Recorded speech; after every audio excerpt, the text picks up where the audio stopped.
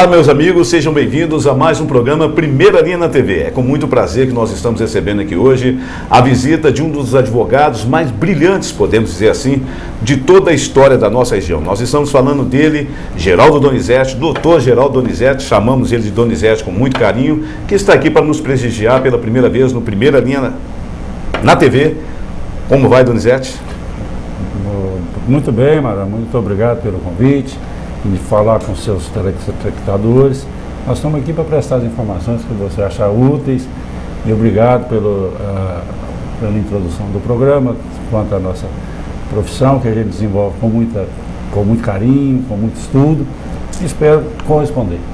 Donizete, você já é conhecido, porque no decorrer do nosso programa nós vamos explicar para os nossos telespectadores que não te conhecem, pelo seu histórico, passagem pela Prefeitura de Sete Lagoas como secretário algumas vezes, sua passagem por toda a região, inclusive atualmente servindo a várias prefeituras da nossa região, do Alto Rio das Velhas, e também sua passagem fora da nossa região, porque sabemos que você tem história para contar.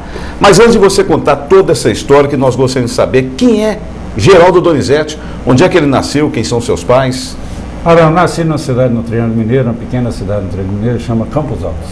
Ela fica próxima à cidade de Araxá, e eu mudei para lá, mudei com 14 anos de idade. Vim para Belo Horizonte procurar novas oportunidades, desenvolver nos estudos, que era uma cidade muito limitada, basicamente focada na produção do café, e nós viemos nessa época desenvolver estudo e procurar um ramo de trabalho. Por essas coisas da vida, eu fui, logo quando eu fiz o curso de técnico em contabilidade, o primeiro emprego que eu achei foi em Sete Lagoas. Eu vim trabalhar na imobiliária Manoa. Com quantos anos nessa época você já tinha? Eu estava por volta aí de 19, 20 e poucos anos. Aos 19 anos? 24 anos. 24 anos. 24 anos. Aí eu vim trabalhar na imobiliária Manoa, que é do ex-prefeito Marcelo Sessé. Eu era subcontador e daí passei a ser contador. E minha história desenvolveu naturalmente, porque eu era funcionário da imobiliária Manoa, o Sessé candidatou a prefeito, e por volta daí começou. Foi aí que você introduziu na política? Na política, não, antes de tudo na administração pública, né? Eu digo assim, na política administrativa. Na política administrativa. Eu deixei o setor privado já nessa época, por volta de 1980, 84, eu deixei de militar na área privada e passei para a área pública. E desde então, venho tentando me aperfeiçoar, fiz o curso de Direito aqui em Sete Lagoas, fiz um curso de Administração em Belo Horizonte, e daí a gente tentou desenvolver na área pública, e por qual me afeiçoei e por qual eu achei mais condizente permanecer. Vamos falar um pouco mais da sua família, seus pais também são da mesma cidade natural de vocês? São de lá, nós mudamos com a família toda para Belo Horizonte, porque somos 6 irmãos. A família pobre, e uma cidade muito pequena, como na época tinha, podemos equiparar com Funilândia, uma cidade muito pequena, que não tinha oportunidade nenhuma. E um pai e uma mãe com 6 filhos, a única alternativa que tinha era para vir para uma cidade maior para procurar desenvolver. Minha mãe já faleceu, meu pai ainda é vivo, graças a Deus, tem 88 anos, um excelente contador de história. Também temos que trazê-lo aqui.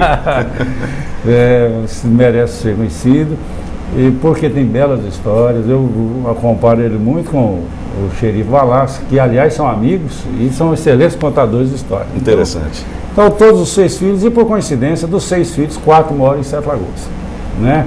Viemos todos para Sete Lagoas. Eu tenho irmã que é professora na Universidade do Mato Grosso, tenho um irmão que mora em Belo Horizonte, o restante mora por aqui mesmo. Eu tenho 3 filhos também, uma já casada, mora em Belo Horizonte, é advogada. Eu tenho outro filho que cursa medicina, forma esse ano, e tenho um caçula de 16 anos. E a esposa? E a esposa é acupunturista e também trabalha. Então, de vez em quando, você leva umas agulhadas. De vez em quando, muito de vez em quando. Mas é bom, viu? É bom.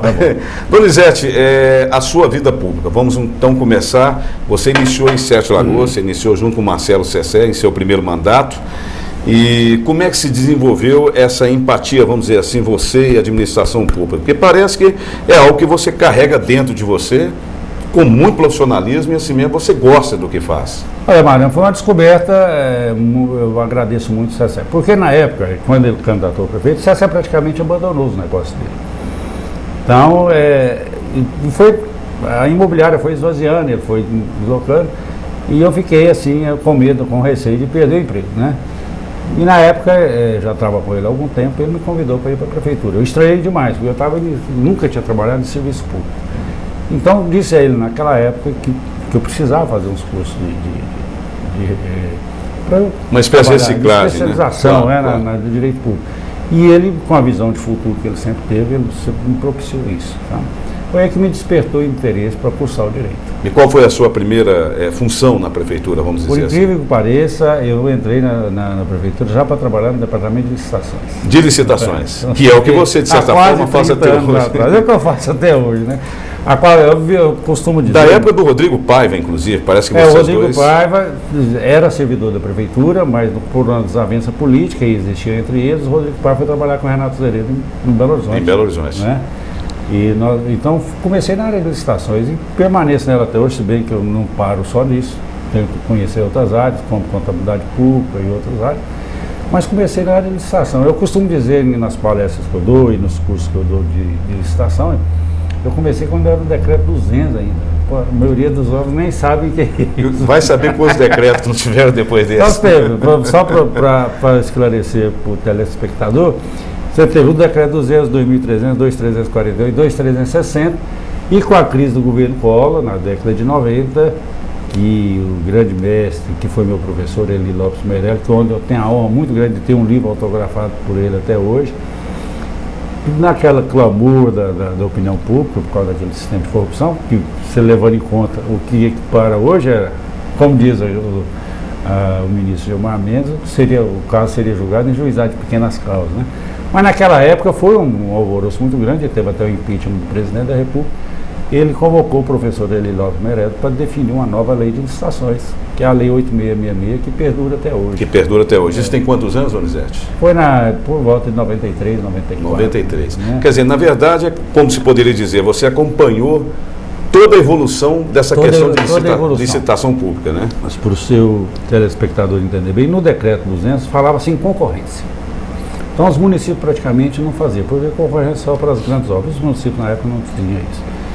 Depois veio o 2300 e aí passou a definir as modalidades de licitações. Então eu acompanhei toda a evolução, né, da área de licitação e por esses motivos fiz muitos cursos. Para você ter uma ideia, eu tenho 32 cursos de especialização pela prefeitura. E isso eu agradeço até hoje ao contribuinte de Sete Lagoas que suportou essas despesas, inclusive meu curso de Direito. Eu estudei com meia bolsa de estudo, não tinha muitas condições financeiras. Estudei com meia bolsa de estudo bancado pela Prefeitura de Sete Lagoas. Esse conhecimento total que você tem hoje, Donizete, permite com que você dê a sua contribuição profissional a várias cidades da região. Quais são as cidades que hoje você atende? Bom, eu sou procurador concursado do município de Funilândia e presto serviço a outras prefeituras a nível de consultoria. Né? Cobro por serviço realizado e a gente atende. A semana passada mesmo eu tive em Montes Claros. Eu fiquei lá na região, não atendo a prefeitura de Montes Claros, mas o município da região. Então a gente desenvolveu nessa área o que eu sei fazer, o que eu imagino que sei fazer, a gente nunca sabe de tudo, né? Mas é o que eu imagino que eu sei fazer e o que eu faço com dedicação. Donizete, mudou-se muitas coisas, como você próprio disse, desde a primeira, desde o 200 até hoje, mudou-se muitas coisas, né? Nós temos aí uma lei de responsabilidade fiscal que é rígida. Diz, inclusive, que no passado, eu queria que você me corrigisse, existiam prefeitos com possibilidade de ir a Brasília e voltar com dinheiro vivo para poder aplicar em obras. Acontecia isso no passado? Não, de Brasília, dinheiro vivo. Mas as prefeituras na época tinham uma conta contábil que chamava fundo fixo. Tá? Essa conta era uma reserva que tinha dinheiro e ia para pagar pequenas despesas. Viagens, diárias de viagem e pequenas despesas ali do dia a dia. Só que isso acabou há muito tempo e hoje é criminalizado. Hoje é criminalizado. O município ou o tesoureiro que retém em seu poder dinheiro vivo, hoje é crime.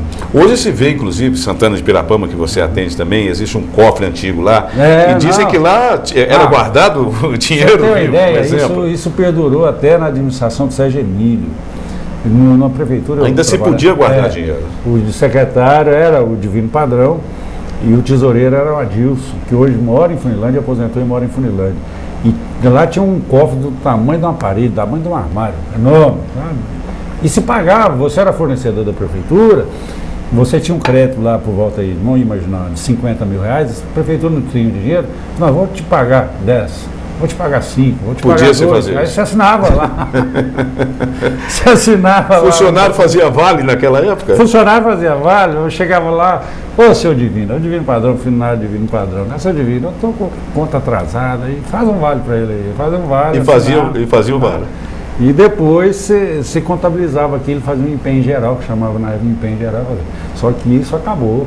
Já no final da administração do Sérgio Emílio e no início da administração do Lúcio Reis, eu sou muito ruim para datas, mas isso acabou. E hoje é criminalizado.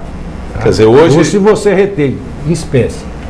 Por exemplo, se você resolver ir lá na Prefeitura de Santa Augusta, vamos pagar seu IPTU. Correto. O secretário da Fazenda não pode receber seu IPTU. Muito menos o prefeito. Muito menos o prefeito. Ou qualquer servidor, você tem que depositar, pagar numa agência bancária. Correto. Então é a evolução, né? Hoje muita gente, algum estudante de direito e contabilidade pública que nos assiste pode estranhar, mas era o corriqueiro. Pois é, naquela época, porque a gente falar do hoje, principalmente para você estar dirigindo ao estudante de direito, o hoje eles estão por dentro, mas a história ela é importante, porque ela mostra o porquê da evolução e porquê, por exemplo, da lei de responsabilidade fiscal. Como é que você vê isso, Donizete? Eu acho de uma validade muito grande. Eu acompanhei na época a instituição da lei, foram feitos vários seminários, vários estudos, eu participei de alguns. A lei de responsabilidade fiscal é a coisa mais bem feita que se fez na administração pública nos últimos tempos. Por quê? O prefeito, o governador, o presidente da República gastava o que queria e pagava quanto queria. Se pagava. E se pagava. Né? Se pagasse. Então, aquilo fornecedor, você quebrava empresas, às vezes o prefeito não gostava de você, ele não te pagava. Ou seja, eu vou te quebrar. Vou te quebrar. Não, e isso é verdade, eu já ouvi isso. Tá? Eu quebro você. E quebrava, porque você me não recebia. Quer dizer, ela, na verdade é uma espécie de política de cabresto também. Política de cabresto, de terror, de imposição. E isso era... Hoje é o seguinte, o prefeito compra, já tem a lei de licitação que já cerca bem. A lei de responsabilidade diz o seguinte, se você faz dívida que superior à capacidade do município de pagar, você é responsável. É cobrado do prefeito. Você é cobrado do prefeito, criminalmente.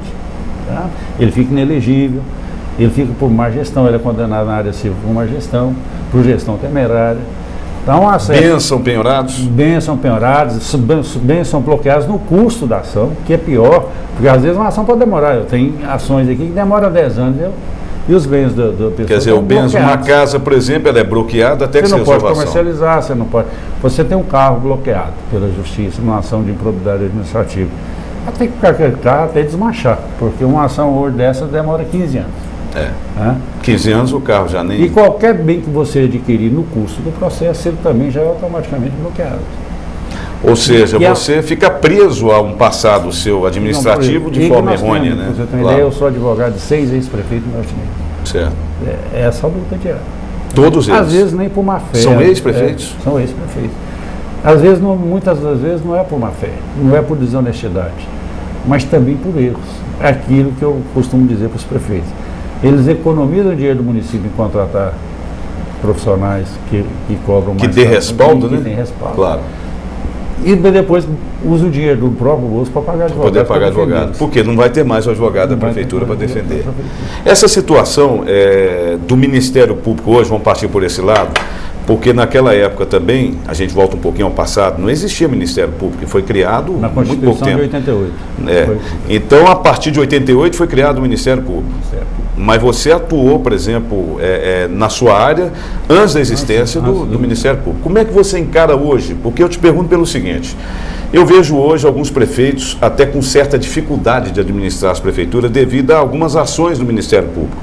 Exemplo, você tem que obrigar o prefeito, entre aspas, a colocar um computador, um carro, a colocar um funcionário à disposição de um determinado órgão que foi criado.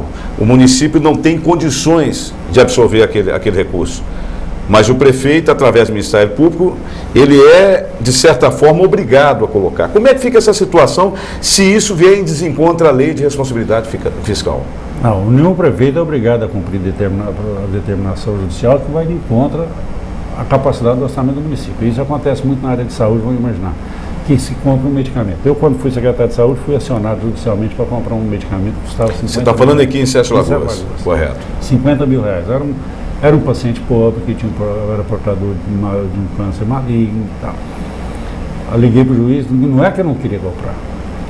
Não existia previsão orçamentária no orçamento do município para aquela aquisição. Correto. Então o que nós fizemos?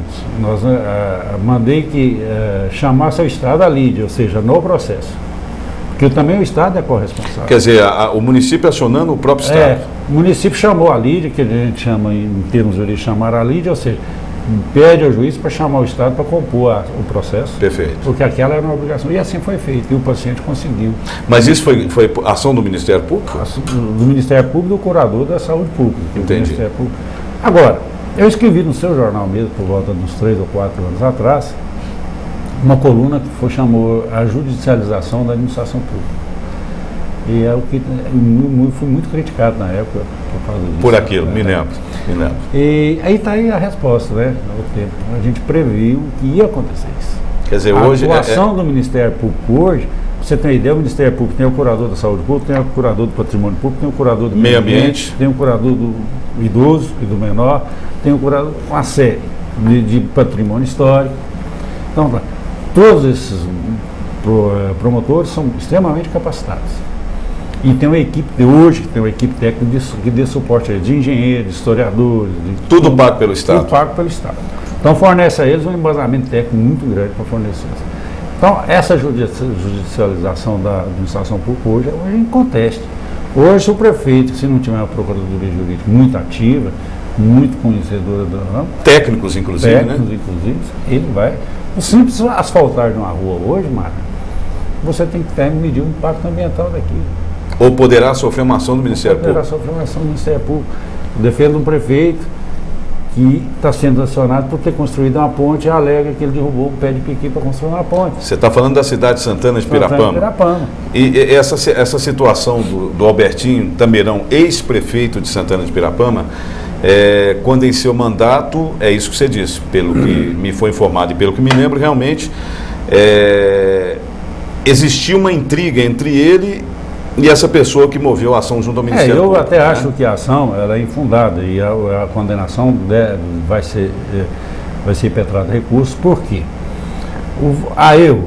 Se o erro houve, foi no fato aquilo que eu te disse antes, de não ter feito antes uma avaliação com um engenheiro ambiental, um técnico ambiental do impacto que haveria. Né? Agora, imaginar que aquilo sofreu um impacto irreversível, isso é colocar mais... aquilo que você disse, eu sei que as últimas medidas dele foi contratar uma série de profissionais da área para poder... Da área técnica para poder fazer uma nova... Pode citar um exemplo bem claro. Suprimir Pequi. Certo. É expressamente verdade a lei. A EVEC foi instalada aqui e suprimiu mais de 1000 pés de Pequi. Dentro daquela lei do Piqui, me parece para cada pé que for cortado. O que foi estabelecido para a Ambev? Que se colocasse para cada supressão de pé de Piqui, fosse plantado mais 50 ou 100, não lembro. Me parece que são 20 para cada pé. 20 para cada pé. É isso, eu falo assim, a administração, por isso é necessário que o prefeito, ou o administrador, ou o gestor público esteja bem assessorado. Porque aí vem um processo em cima. E quando eu digo, não tem quase nada impossível nessa vida. Há meios de ser feito, mas tem que ser feito com essa.